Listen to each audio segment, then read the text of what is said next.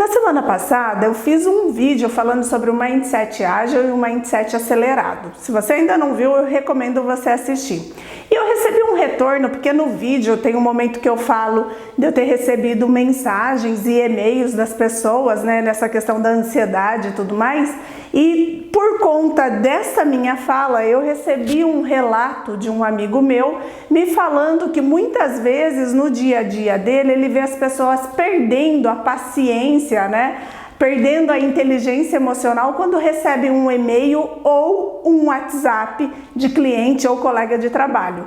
E ele usou uma expressão que me chamou bastante atenção. Ele falou que ele costuma dizer para as pessoas não responderem com o coração e sim com a cabeça. Porque muitas vezes, eu não sei você, mas muitas vezes a gente, ao receber uma mensagem ou um WhatsApp ou um e-mail de cliente, a gente acaba saindo da gente, né? Sabe aquela sensação de que você saiu do seu corpo porque aquilo te desestrutura emocionalmente. Então vou começar o vídeo te fazendo uma pergunta. Você já recebeu um e-mail ou uma mensagem que te tirou do sério? Pode ser no âmbito profissional, na vida pessoal, isso já aconteceu com você?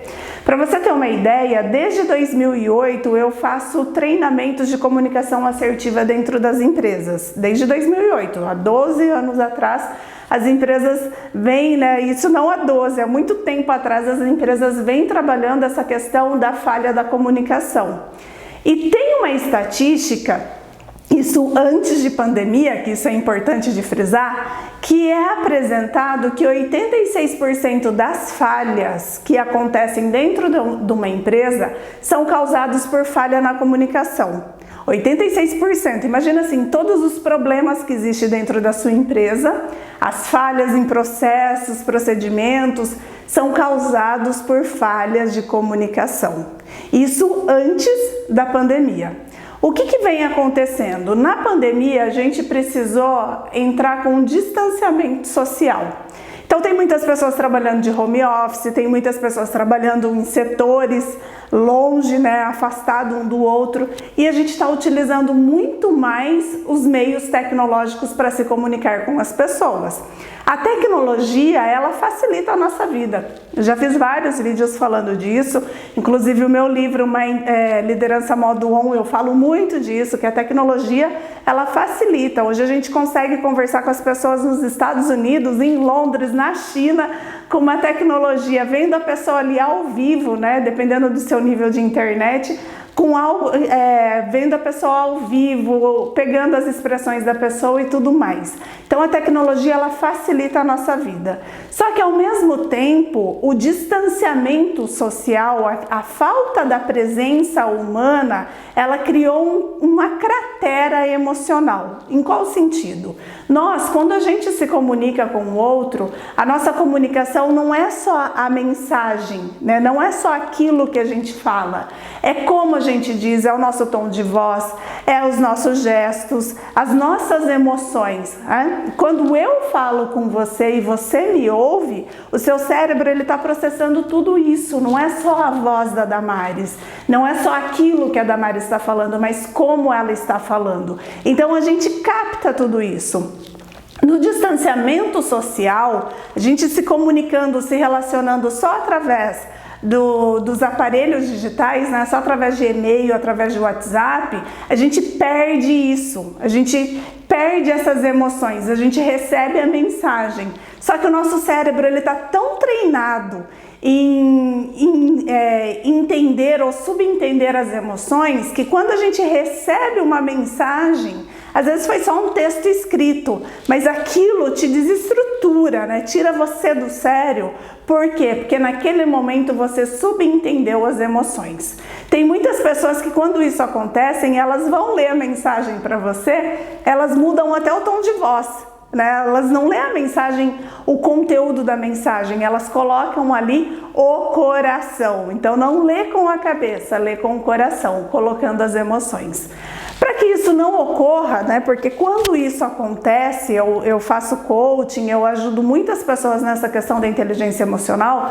Quando isso acontece, quando a gente percebe que a pessoa, ela perdeu a paz interior, ela perdeu a inteligência emocional dela, o que vai acontecer?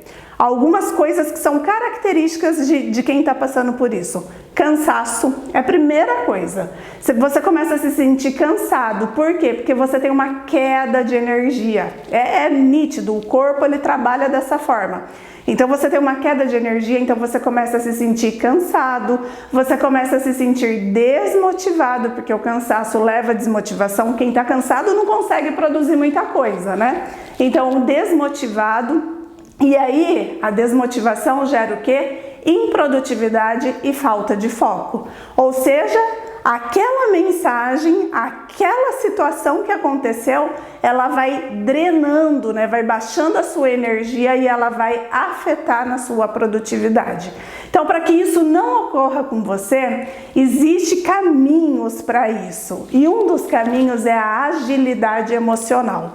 A agilidade emocional, ele é um termo que ele foi estudado, ele é desse livro aqui, ó. Deixa eu colocar aqui para você ver, que é da Susan David, que ela é uma pesquisadora que ela estudou mais de 20 anos, pessoas que são pessoas realizadas, pessoas que se sentem felizes com a vida profissional, com a carreira e tudo mais. E ela começou a estudar que essas pessoas, o que essas pessoas tinham de diferente? Elas tinham a agilidade emocional.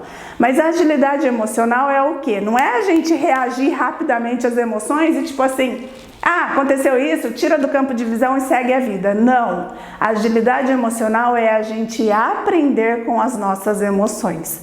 Então, na próxima vez que você receber um e-mail, um WhatsApp, você sentir que todas as suas estruturas emocionais foram abaladas, que você sentir, né, que você saiu de você, antes de você perder aí o seu foco, a sua produtividade, eu vou te dar aqui 3 dicas para você trabalhar a sua agilidade emocional.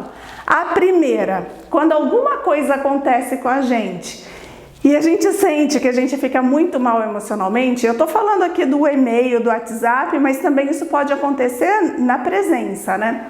Mas quando você sentir que isso está acontecendo com você, a primeira coisa que você tem que fazer é quebrar o estado emocional. Porque você recebeu a mensagem, a pessoa te mandou, você já entra numa pilha de uma emoção negativa muito ruim. Então quebra isso. Como que você vai quebrar? Você não precisa responder de imediatamente a mensagem.